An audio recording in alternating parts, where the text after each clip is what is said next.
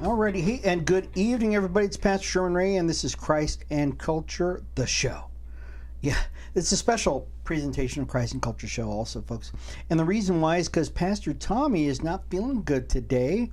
And so he gave me a call and he said, hey, you know what, I'm really feeling bad. And so I said, hey, we will pray for you, brother, but maybe we'll catch up with you next week. So you guys keep Pastor Tommy, excuse me, in your prayers. Because he normally is on the show with us. I want to welcome everybody to the show. If you're watching us on our YouTube channel, I'm going to go ahead and check out our YouTube channel here really quick here, folks. And of course, it is working, folks. So I'm going to, there we go. So I'm going to, if you want to check us out on our YouTube channel, got that up and running. So I'm doing double duty here, folks. Double, triple duty.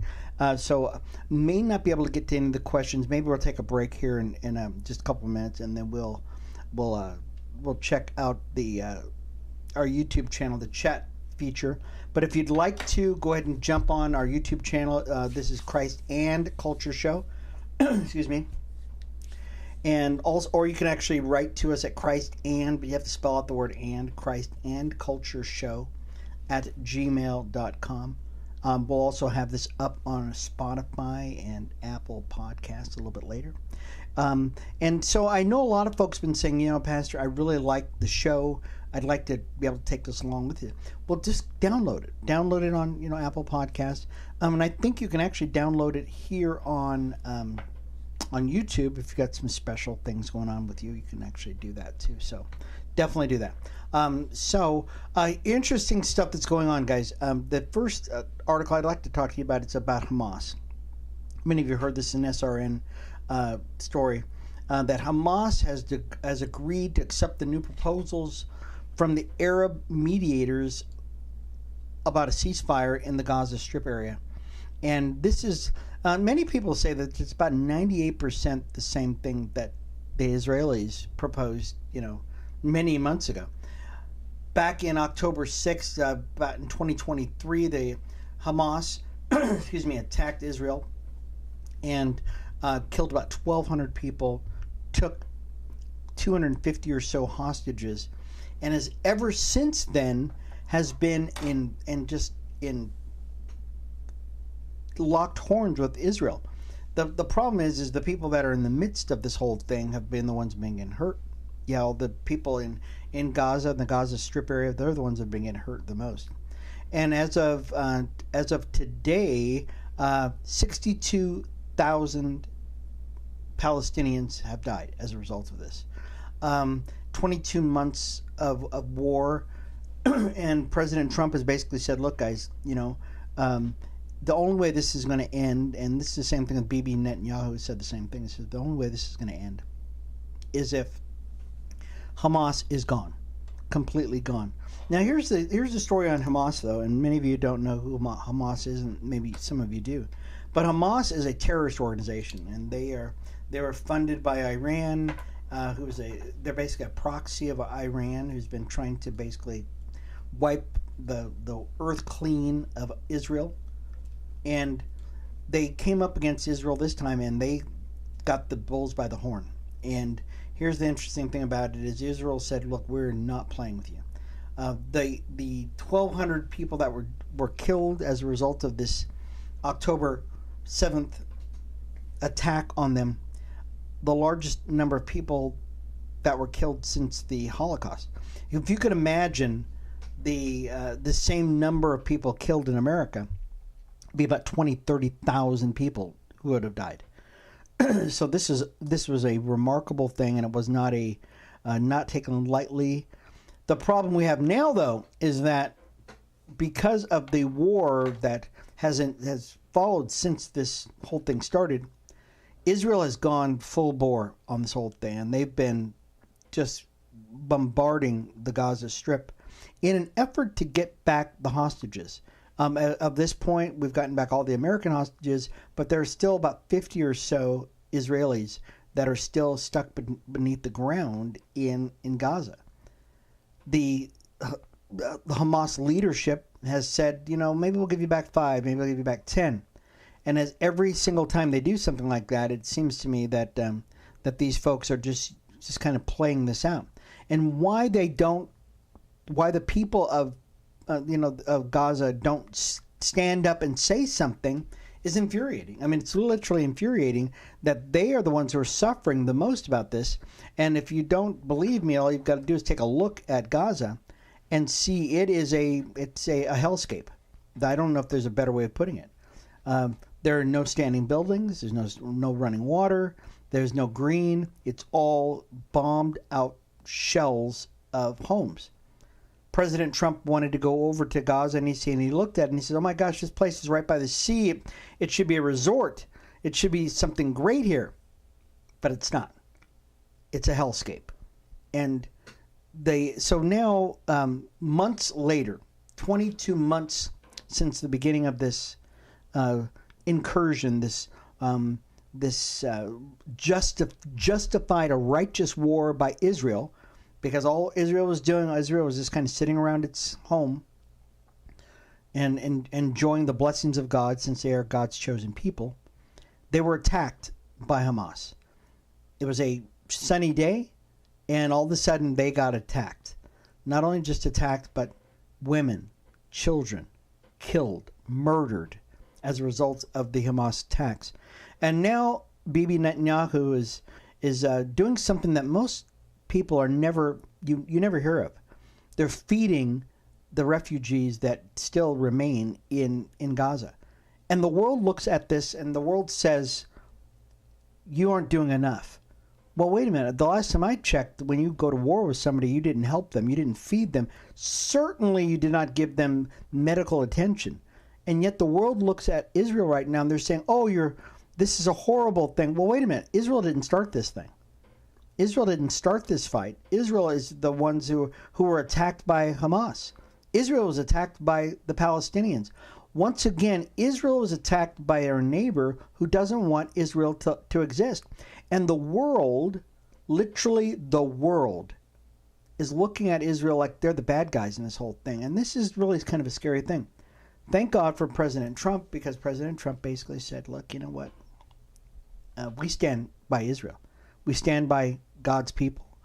And these folks, if they really wanted this fighting to end, if the folks in Gaza really wanted this to end, you know what they would do? They would tell Hamas, let all of those prisoners go. Let them all go. Every last one of them, so we can go back. But they don't. Each and every day that passes, it's a testament to really what the people in Gaza really want. And they don't want to see peace in the Middle East. They don't want to see peace at all. And that's a scary thought, isn't it? We'll be back in just a second, folks, with more of Christ and Culture. This is Pastor Sherman Ray. We'll be back in just a second.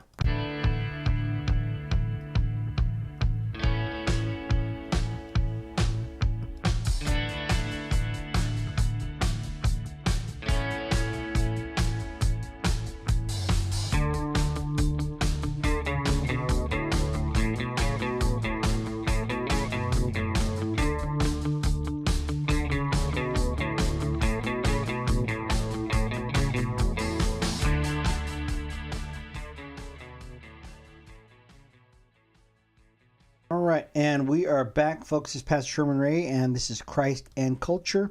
This is kind of a special presentation today because, I don't have Pastor Tommy, my partner in crime, is not here with me today. And so normally we would be bantering back and forth, we'd be talking and that kind of stuff.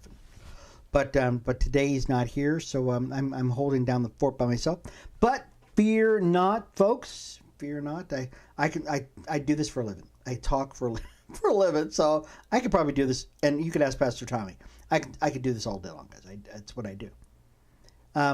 This next story is a interesting story, folks. It is this one's in Christianity Today, and this is when I read this story, I was almost crying when I thought about this because I thought, man, you know what? I want to do this. I really want to do. The title of this article is, it says, China's Quiet Revival. One handwritten Bible verse at a time. Oh, this is good. Let me read some of this to you. It says, Chinese calligrapher, and I'm going to mess up his name, is Liu Zhaoku, or I think that's what his name. Spent decades transcribing Confucius, Taoist, Buddhist text into elegant Zhao Kai script. I don't know what that is, but I guess it's cool. When he came across a friend's message about an initiative to copy the Bible by hand. This is really good. On the Chinese messaging app WeChat. Many of you have heard of WeChat. And he heard about this in 2019. He reached out to the organizer, Wang Wenfeng, to express his interest in participating. At first, he was pretty surprised because he wasn't a believer, Wang said. We weren't sure if or why he'd actually gone through with it, or that he would actually go through it. Several months later, Liu, the guy who's the calligrapher guy, now pastors, God, this is cool, now pastors a church in Beijing. A beautifully penned copy of the Gospel of John. When they saw Liu's submission, Wang and his fellow church members were stunned by Liu's detailed brushwork. I'm gonna skip through all this stuff. Here's what happens, folks. Somebody started what they thought would be a very small thing, and what they said is, "Can you just do a chapter in the Bible?" They figured about 1,200 people would get involved with it. Oh no! Literally tens of thousands of people got involved in this effort to write just a chapter. No, people were writing books of the Bible. They were writing in the entire Bible. And as a result of this, people in China are coming to Christ. Is that amazing? This is just, when I read this, I went, we've got to do this. So the version of the Bible, it's the Chinese Union Version translation. He estimates that tens of thousands of churches and, get this, millions of individuals in China have taken part in the Bible hand copying initiative. My gosh. Is this crazy? Have you ever heard of anything like this? I've never heard of anything like this. No, I've never heard of anything like this. This is probably one of the most awe-inspiring things that I've ever heard, where an individual, a few years ago, they said, yeah, maybe a couple hundred people, maybe 1,000 people get involved in this. Tens of thousands of people got involved in this, and millions of people have been affected by this. Can you imagine you copying just even the book of John, and that's what you keep in your house? They said, here's the thing about this guy who was the original guy that we started the story with, he said something very interesting. He said that when he first started writing this, he really didn't understand English that much, to tell you the truth. But he started learning English. And then the words came off the page. The words became life to him. He started going, you know what? I like this more than Buddhism. I like this more than Taoism. I like this more than all the stuff I've been writing, all this flowery stuff that I've been writing, because it makes sense. And it's talking about a God who loves. Man, that'll bring a tear to you. I think this is fantastic. Once again, this is Christianity Today, and just a great story. I love this story about how, something that started as something very small, became something amazing, simply amazing thing. I want to remind you, if you're just watching the show, maybe you're watching this for the first time, and you're saying to yourself, hey, I'm kind of digging this. I'm digging this thing that's on here, Christ and Culture. Write to us. Really want you to write to us.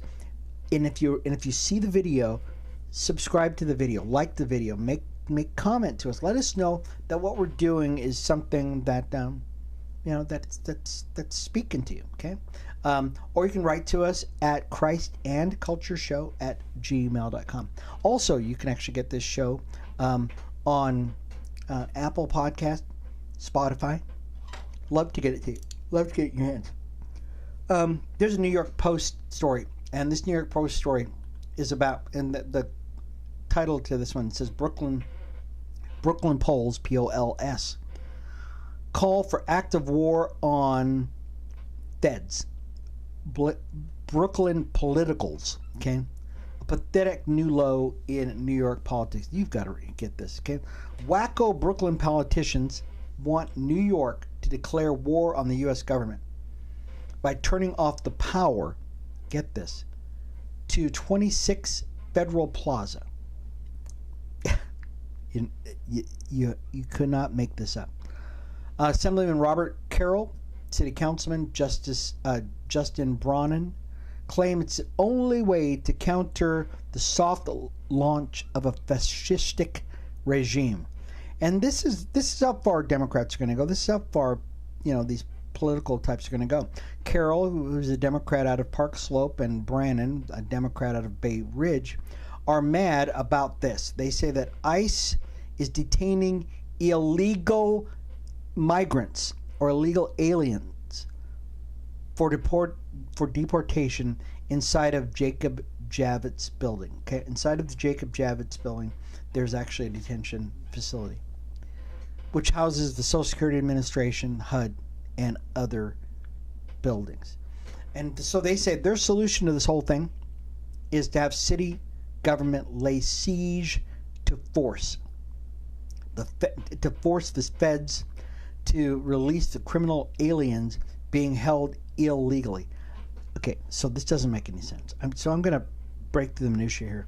These guys are upset because they think that illegal aliens should be here in America. And as a result of that, they're going to do an illegal act to show the government that they think that those illegal people that are here illegally should stay here in America. Makes absolutely no sense. I know. And so they think this, I think in America, we've come to a tipping point in America where politicians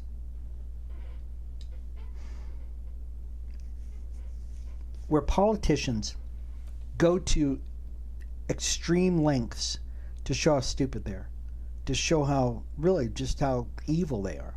Our founding fathers said something very interesting when they maybe I'm going to find during the break, because I've got a really great resource on that. Our founding fathers warned us about something, and I think it was John Jay, and he says, you know what? This is what's going to happen to you, America. If you do not pay attention to the people you elect to office, this is what's going to happen. You're going to get a bunch of whack jobs in there, and you're going to get people who don't have a moral compass. All they care about is power. And when they get into office, they're going to show you what they are made of. And that's exactly what these folks are doing here now. They're actually showing us what they're made of, because this is completely ridiculous. Illegal aliens on American shores should not be here. As a matter of fact, some of the things, and I'm gonna say it, folks, because I know some of you heard my preaching on this before. The folks who came here illegally did not come here and bring a great spirit with them.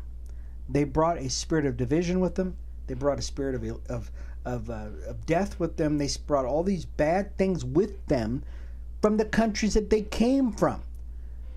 I know some of your folks are saying, but they're such nice people. I get it. Okay, I get the fact that you believe that they're nice people. Okay, nice people don't break the law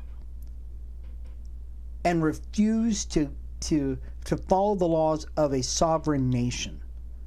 That's not a nice person, you guys. That's somebody who shouldn't be here.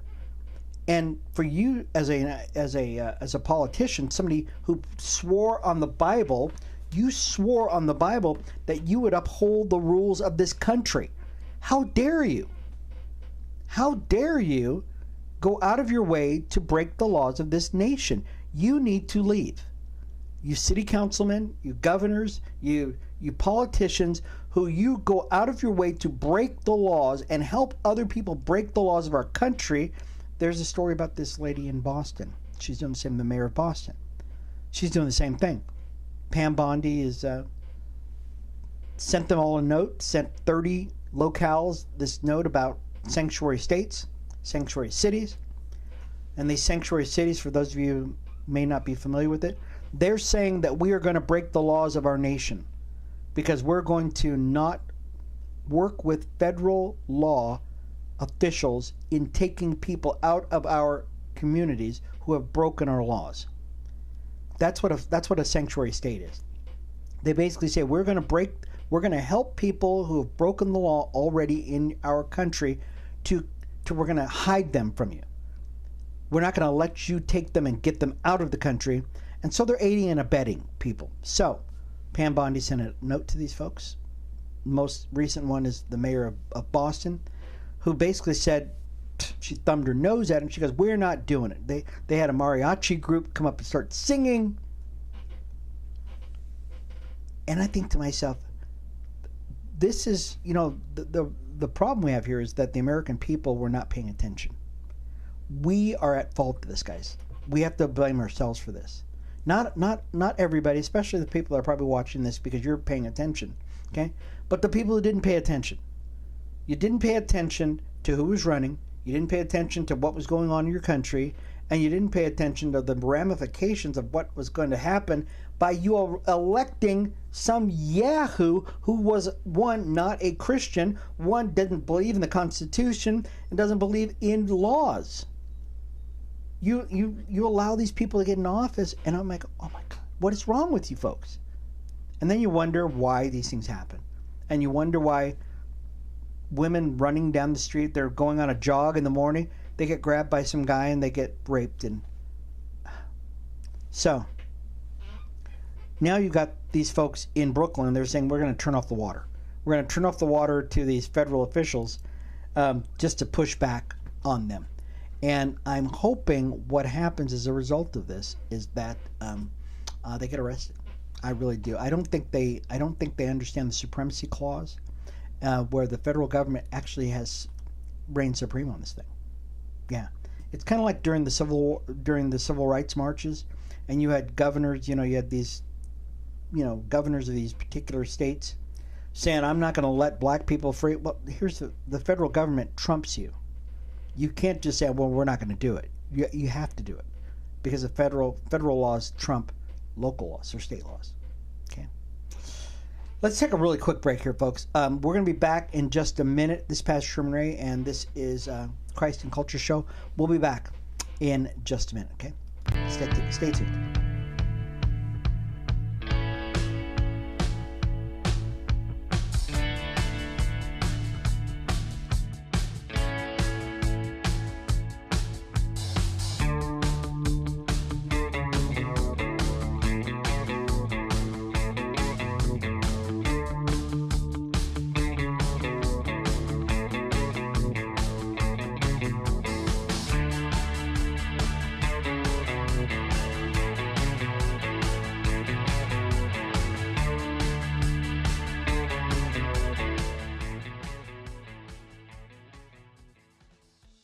Alrighty, I know some of you are wondering, you're going, well, where's Pastor Tommy at? I've not seen Pastor Tommy since the beginning of the show.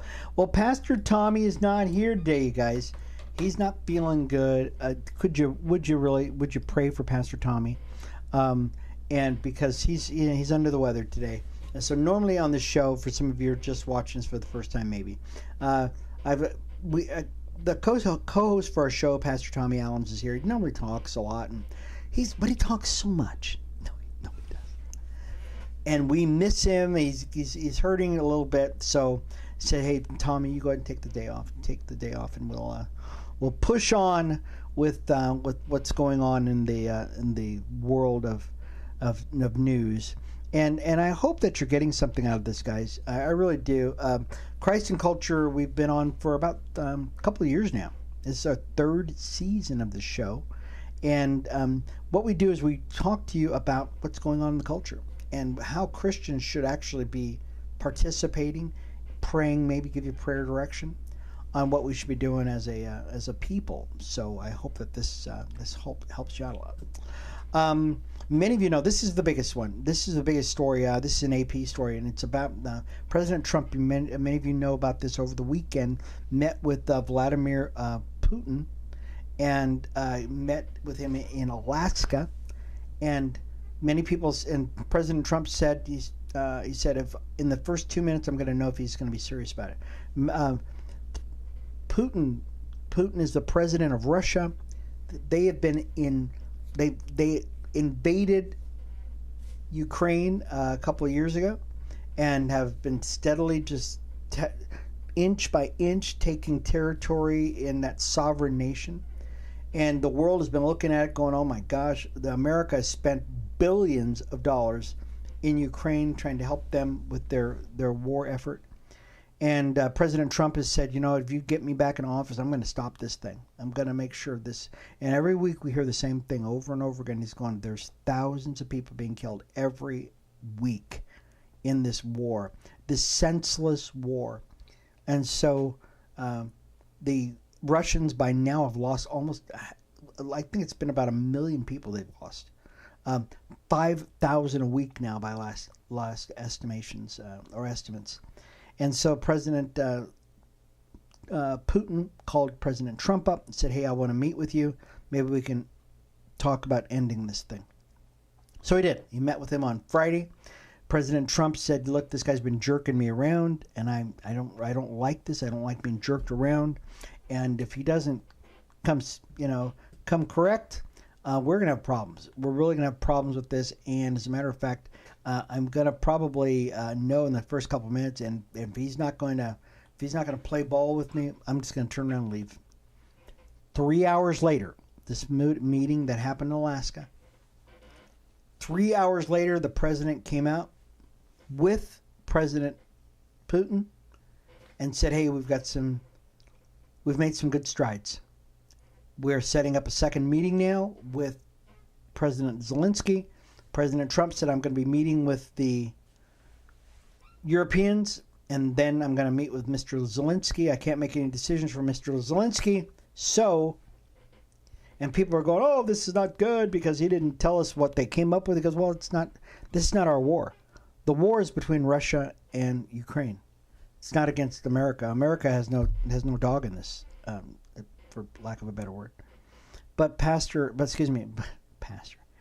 President Trump is a peacemaker. He is in the, I think it's been 5 years now that he's been in office. 4 years of Trump 1 or 45 1, and then now in 45-7, he's in this 200 days now. In that time, he has orchestrated ceasefires, cessation of aggression between 6 different warring parties. This is the 7th, I believe, or the 8th he's done. And right now, the world is looking on bated breath. They are just on pins and needles. We're clutching our pearls. We're whatever words you want to say. But the president has, we believe, inched a little bit further forward with some progress in the war between Ukraine and Russia. Now, what they thought was going to happen was that there was going to be maybe a ceasefire, but President Trump said that's not going to work. You need a peace treaty so that you guys aren't going to do this anymore. Russians said, okay, there's certain things we want. Ukrainians who met today and said, hey, we've got some things we want to talk about too. We want to see happen, or Monday, I believe it was.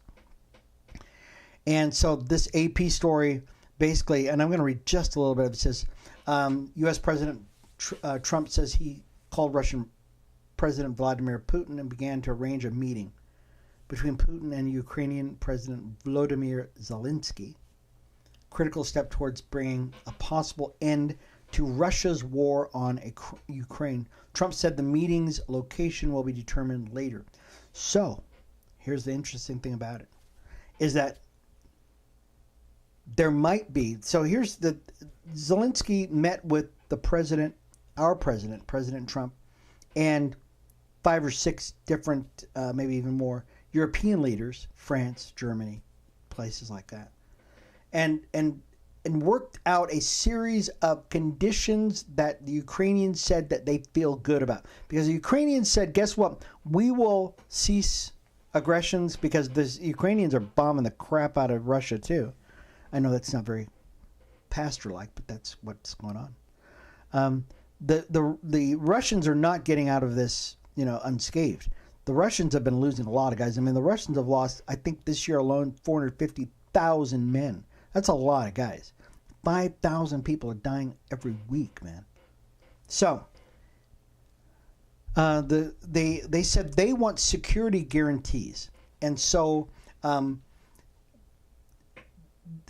what's going on here is that Russia does not want Ukraine to be a part of NATO, the North American or the North Atlantic Treaty Organization. They don't want them to be a part of that, because now then you've got America and you've got all of these other European nations, and these people are a part of this alliance. Article 5, they call it an Article 5 alliance. And what that means is basically you mess with one of us, you mess with all of us type thing. They don't want Ukraine to be a part of that because Ukraine is right next to them. They don't want anything to happen. As a matter of fact, what Putin, the Russian president, wants, he wants all of Ukraine. He wants them to be a part of Russia. Okay, he's already taken Crimea, and he's taken another part of the Donbass area, and he actually says, we want to keep. This is what Putin wants. He says, I want to keep Crimea. Okay, he says, I want to retain Crimea plus 2 other pieces of land in Donetsk and Luhansk, which make up the Donbass, okay, which is basically the western or eastern part of Ukraine, closest to Russia. Here's the thing about it. They don't possess them now, but they're saying we want those pieces too. And so here's the problem, is that, so let me go back to what Ukraine wanted. Ukraine wants peace guarantees. They say, guess what? We'll come to the table, but we want to know Russia is serious, and we want to have guarantees that once we agree to anything, that we will be protected, because they made that mistake once. Okay, they're not going to make it again. And what do I mean by that? Well, many of you probably, this might be news to you, to be a nuclear, nation. And they were convinced by the U.S. and other nations to give up their nukes, and now that has come back to bite them. It really has, because now they have nothing to stop Russia. If you had a nuke, you could tell Russia, hey, don't come in here because we're going to nuke, your capital. But they don't have that now. As a matter of fact, they're coming to the U.S. hat in hand, saying, please give us something to fight with. So, this is going to be great. This really is. Here's the problem we have, though. I was praying about this, and I really encourage everybody to pray about this, is that that President Putin have a come to Jesus moment. I really do. I think what should have happened is President Trump should have come to him and said, look, dude, you're going to hell. You're going to hell for what you're doing to these people. There's no reason for you to do this. You've got the largest land mass on the planet, okay, because Russia is huge. What do you need this place for? What do you need this place for?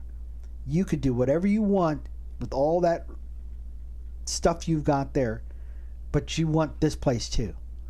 You don't need Ukraine, okay? Ukraine, yes, it is the breadbasket of Europe, but Russia doesn't need that. Russia could develop its own land, but they refuse to. Okay, so be in prayer about this, guys. Really be in prayer about this, because this is going to be a big story, and we just hope that in the next couple of weeks, we'll find out in the next couple of weeks what is going to happen as a result of that. Let's go on to another story. This story is about the sports story. And so we at Christ&Culture, we are not just talk about politics, we talk about the culture, what's going on in the culture. Many of you might know of what's going on with the Minnesota Vikings. Yes, this is a Breitbart story. It says, Vikings male cheerleaders strikes back at critics after backlash. Now, this is an interesting story. Evidently, the Minnesota Vikings have 2 male cheerleaders. Not male, male people on the cheerleading squad, male cheerleaders. Okay, now the reason why I put it that way, I was a cheerleader. Okay, I was a cheerleader for my college when I went to the University of Nevada, Las Vegas. I was a cheerleader, but I was not a pom-pom waving cheerleader. I was the guy who did, rah, rah, rah, rah, had the big megaphone, lifted the girl up in the air. That was what I did, okay? I did acrobatics, that kind of stuff. Yeah, I did that. I wasn't like shake my pom-poms. That's what these guys are. These guys are cheerleaders. They're not dancers. They're not, there's a difference, okay? And so they were announced that these guys were going to be on the squad. And here's the thing about it. These guys they're as femme as they can possibly be. There's two of them. And they got their little stance and they got their little shorts on, stuff like that. And evidently they clapped back at critics of this, saying, well, there's men on other teams too. Okay, there's a difference. There's a difference between a male cheerleader and a cheerleader who's a male. Does that make sense to you? Yeah, there's a big difference. And so these guys have, just pray for them, guys. This is just yet another kind of another thing where I don't believe that the NFL is reading their audience. The NFL's audience, by and large, are a testosterone-rich community. We're not. We and I shouldn't say we, but the people who watch football are not homophobic. They are not. If people want to live the life they live, that's whatever they want to live. But it's almost like the Bud Light thing. Many of you know what happened with the Bud Light thing. There was a Bud Light decided that they were going to have as their spokesperson a guy who was a cross-dresser. Yeah. And guess what happened there? Yeah, they lost their shirt. And Budweiser, or Bud Light, I shouldn't say Budweiser, Bud Light. Bud Light has been scrambling to make a buck ever since. I mean, they've been doing everything they can to regain their audience. But here's the thing about it. You need to read your audience. If your audience is not there, don't go there. Jaguar did the same thing. Jaguar, just in the, 2 years ago, decided that they were going to have a commercial that was anything other than cars. It was the most horrific thing I've ever seen. It was a bunch of male models in these weird kind of dress up thing, and I don't even remember what I had to close my eyes. Every time I saw it, I had to close my eyes. I'm going, I can't watch this thing. And I believe that year, Jaguar, a car company in Europe, they sold 45 cars. Almost put their business, and it wasn't because, people said, let's boycott Jag. Okay, most people will never do that. Okay, people who are woke will do that. Okay, most people who just, say, hey, you're not thinking about me as your consumer, you're thinking about yourself and this fringe group of people. They said, we're just talking about your product. No, it was an organic thing. I would hate to see the same thing happen with the NFL. But I'll tell you right now, I'm glad I am not I'm not a Minnesota Viking fan. Okay? If I were a Minnesota Vikings fan, I would probably say something. I would say something to them. I would say, hey, look, guys, you need to read the room. This does not reflect, especially Vikings. You're supposed to be swarthy, right? You're not. No, you pray for these guys, but you don't allow this in, because once you start letting these guys in like this, okay, there's nothing wrong with male cheerleaders, okay, there's nothing wrong with guys holding the girls up in the air. There's nothing wrong with that at all, okay, yeah, rah rah, the big arms, because you got to hold up the girls and everything. This is not that, guys. These are guys who are trying to be as femme as they can be, and pom-pom waving, I'm sure their parents were like going, oh my gosh, I can't believe my kids. It's kind of sad.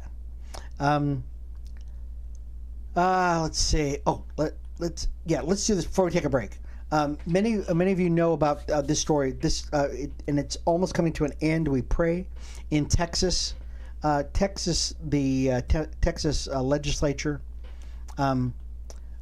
is finally going to have a quorum. And there was a story. This one's a story out of the Christian Science Monitor, and it basically is talking about the redistricting of Texas, and is it representative of government or is it an abuse of power? I think the more important thing is, are the actions of California constitutional? Are they for the people or are they for California? Because there was no reason for California. So here's what happened in Texas. Texas took a look at their population and they said, hey, this does not represent our people because we've got all these new people in the country or in our state, and our state has been overwhelmingly Republican, and we've got people in these districts that voted Republican and yet they have no Republican representative for them. So we are going to redistrict, or we're going to gerrymander this district to represent what is going on in our district for these constituents. And so what they do is, normally this happens every 10 years. There's nothing in the Constitution, I can say this right now, there's nothing in the Constitution that says that this has to happen, but it is customary that this is what happens. They generally don't redraw the district lines. And what do we mean by the district lines? Well, there are pockets of people. And generally, let's say it's 10,000 people. 10,000 people, you get one representative. Another 10,000, okay, it's not the number, but just go with me. They in Texas got so many more people during the Biden years. You had all these illegal aliens, illegal immigrants, migrants, whatever you want to call them. They got all these illegals into the country. And so Democrats thought the reason why the Democrats thought that those folks would all vote Democrat. They didn't. They voted Republican because guess what? They want law and order. So the people in those districts in Texas voted Republican. And so Texas governor said, well, we're going to redraw the lines to represent what the people who live there, what they want. They want Republican representatives. That's what we're going to give them. Democrats got upset. The Democrats revolted and they left the state. They've been gone for 2 weeks now, 3 weeks now. They refused to come back. The Texas governor said, we're going to fine you. We're going to arrest you when you come back because you have abdicated your responsibility. You're going to lose. You don't have enough votes to override the will of the people. And so you can't just leave. You have to come and do your job, just like everybody else does. Okay, when I live in Nevada, we are overwhelmingly a Democrat House and both houses, Senate and Assembly, but the Republicans don't leave the state so that the Democrats can't vote. No, what they do is they do the best they can. Democrats are different though. Democrats in Texas, we're leaving, and they left. Some of them went to Illinois, some went to California, some went here, some went there. And in California, back to California, Gavin Newsom, who is probably going to run for president, said, well, we're going to change our distribution of people so that it reflects more of what we want here in the state of California, and we're going to do it so that it matches what you're doing in Texas, so that it'll nullify the number of people that you have representing Texas. And I'm thinking to myself, once again, and here's another thing. California has a constitutional provision that says that they have to have a special counsel that will redraw their district lines. The legislator doesn't do it. It's a special counsel that does it. They have to come in and do this. And Gavin Newsom says, guess what we're going to do? We don't care. We're going to have a special meeting and we're going to abolish that law that we made just because we want to keep power. That's the problem. Is that constitutional? I'm thinking to myself, why don't people sue these guys? Why don't people in California get together and sue California? Why don't people in these sanctuary states sue their government? If every time President Trump does something, people sue him. Every 2 seconds, every time President Trump has done something in the last week or so, last couple of weeks, there's been a lawsuit. There have been lawyers lining up, waiting. And these federal judges have put stays on it. Something just happened recently. Planned Parenthood was being defunded. Guess what happened? Yeah, another federal judge. They found a federal judge that would take up the case and they stopped the constitutionally mandated provision that would defund Planned Parenthood. And they were able to do it. So if these Democrats can do it, why can't people who are on the right do the same thing? That's my question. Anyways, we'll be back in just a second, folks. This is Pastor Sherman Ray. This is Christ and Culture Show. We'll be back in just a minute, guys. Stay tuned. We'll be right back.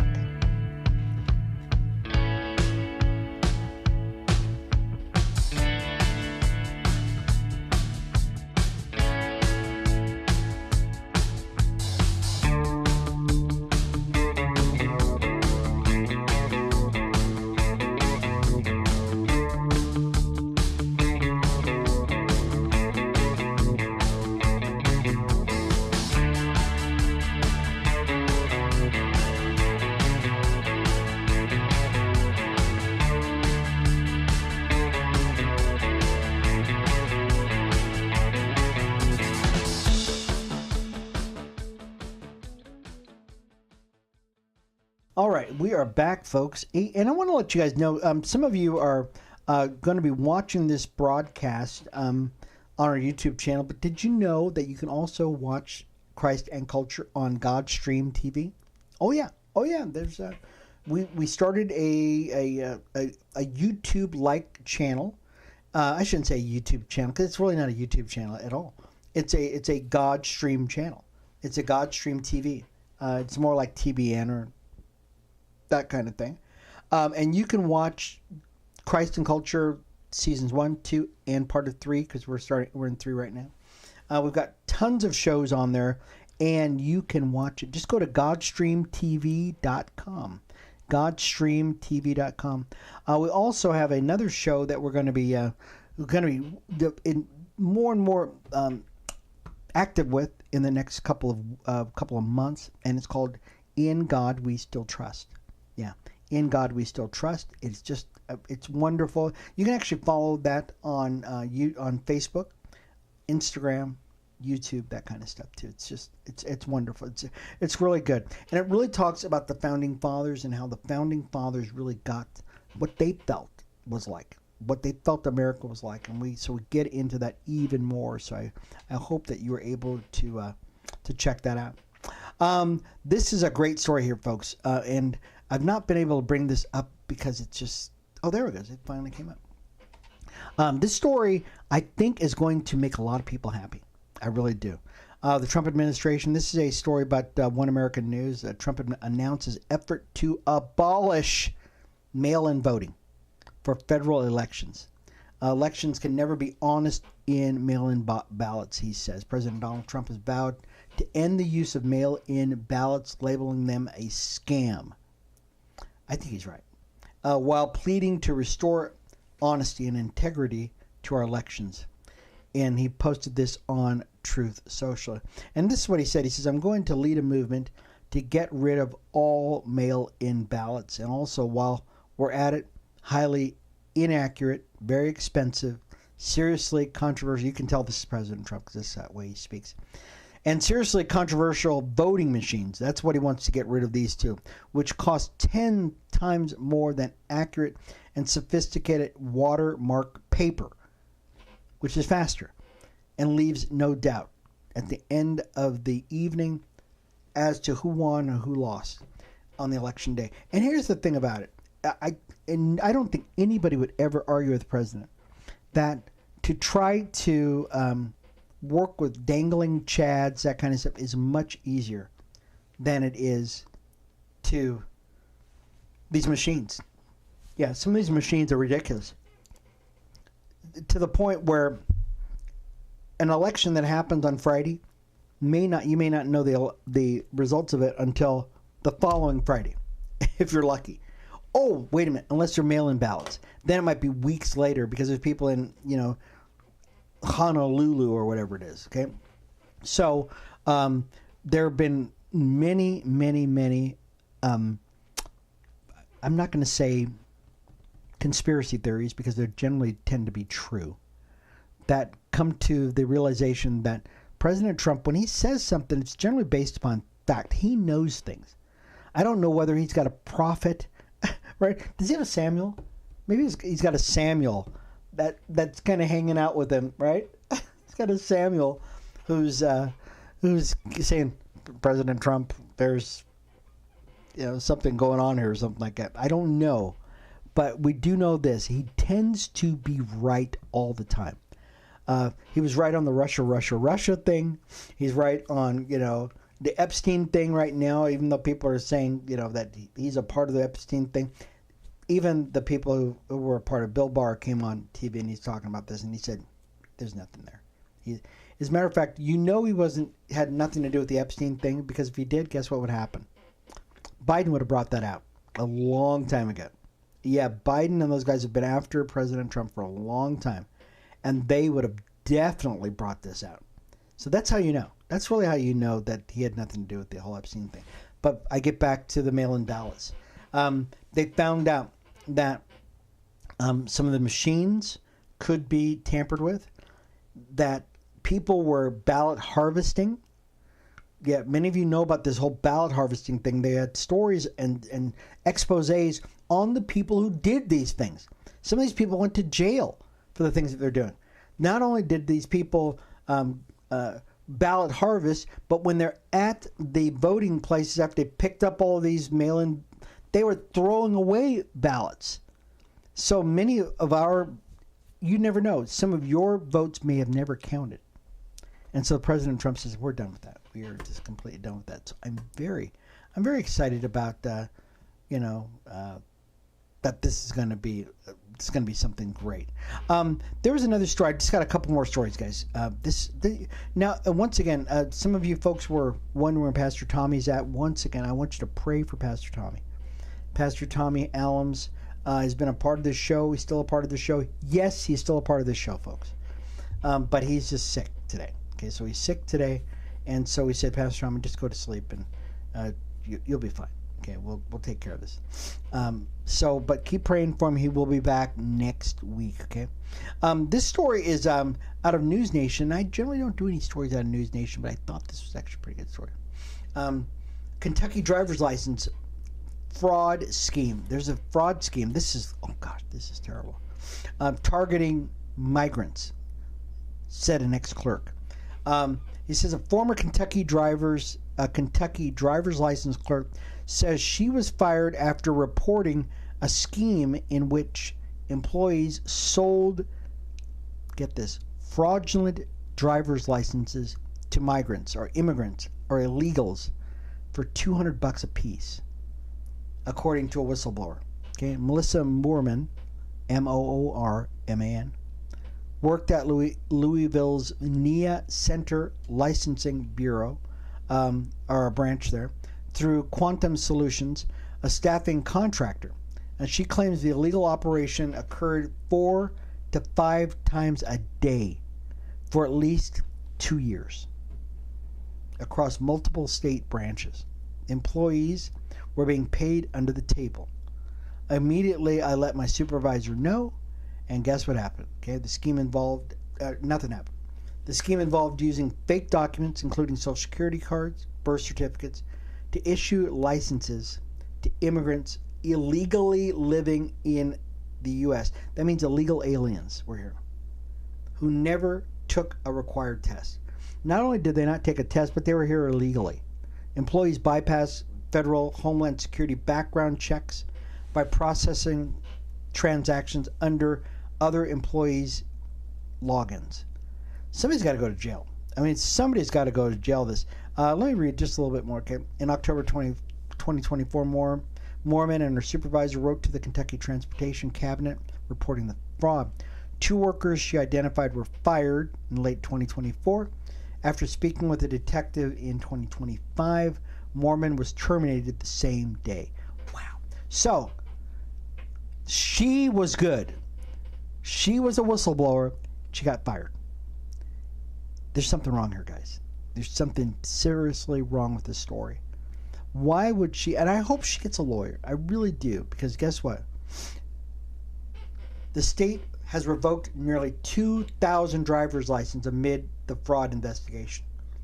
2,000. But see, the damage has already been done, guys. Governor Andy Beshear confirmed Wednesday that 1,985 licenses were canceled after credential reviews revealed they were issued to migrants without proper documentation. So why did this lady get fired? She said something about it. Why was she fired? Kentucky law requires non-U.S. citizens to provide legal presence documents and residency proof. Now Kentucky lawmakers are calling for an investigation. Wow. I don't understand why this lady was fired, because I'm not seeing why she was fired. Yeah.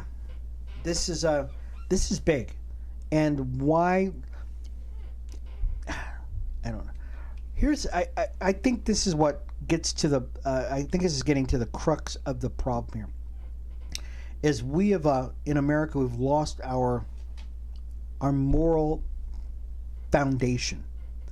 Okay, they figure, it's just a little thing. I just let a couple of illegals come here. Guess what? What would happen if those people who you sold your soul to, drove a car and killed somebody? What if they got that license and they were able to defraud and get somebody's home? What if they got a place in a college that they shouldn't have gotten to because you decided that you're going to give them, some documentation that said that they're here legally? You see, with a driver's license, you can do all kinds of things. You can get on a plane. What if they hijacked the plane now? Drove it into a building. Oh, that's happened. What I think that, and once again, I don't think I'm being hyperbolic on this. I'm being real about this. That America needs to have maybe a sit down, a moral sit down, and say to ourselves, are we being American or are we just being convenient? And that's a problem. The same thing happened with this last story. And I'll end with this story. And this is Gavin Newsom. Since we were talking about Gavin Newsom before, Gavin Newsom did something that he's not claiming that he's that there's a guy who, I can't bring up the story. Oh gosh. Oh, there it is. So Gavin Newsom a few years ago issued a guy a driver's license. And the guy went out in a semi-truck and killed 3 people. Yeah. Here's the story. Gavin Newsom's press office attempted to bait President Trump's DHS over a case involving an illegal immigrant who is accused of killing 3 American citizens while making an illegal U-turn on a Florida highway. This man's name is Singh Harjinder Singh, who entered the USA in 2018, was granted a commercial driver's license in California. He made the illegal turn from the outside lane at a spot marked official use only, and his truck crushed a minivan had been driving inside the lane. Singh had since been arrested for vehicular homicide and slapped with an immigration and customs detainer. As reports circulated about his illegal entry in the USA and the fact that he obtained a driver's license in California, DHS Assistant Secretary Tricia McLaughlin pointed to the sanctuary policies in the state of California under Gavin Newsom, arguing that those 3 people would still be alive otherwise. Sanctuary policies don't work, guys. Here's the deal. Sanctuary policies don't work. And I think we need to really begin to think to ourselves, is this right for America? We've got people all over America right now. 20 million people came to this country illegally. And 20 million people who came here illegally need to leave this country. They need to go as quickly as they can. And these sanctuary state policies that these governors have need to be ended. We cannot continue to be this way. I want to thank you all for being a part of the broadcast today, guys. And I want to encourage you, if this has been something that you've loved, just go ahead and download the video on our YouTube channel. You can actually get it on Spotify or Apple Podcasts. Also, check us out on Godstream TV. It's been Pastor Sherman Ray for Christ and Culture. Pastor Tommy will be back next week, guys, so stay tuned for him next week. We'll see you again next week, guys. Be blessed. We'll see you later. Bye-bye.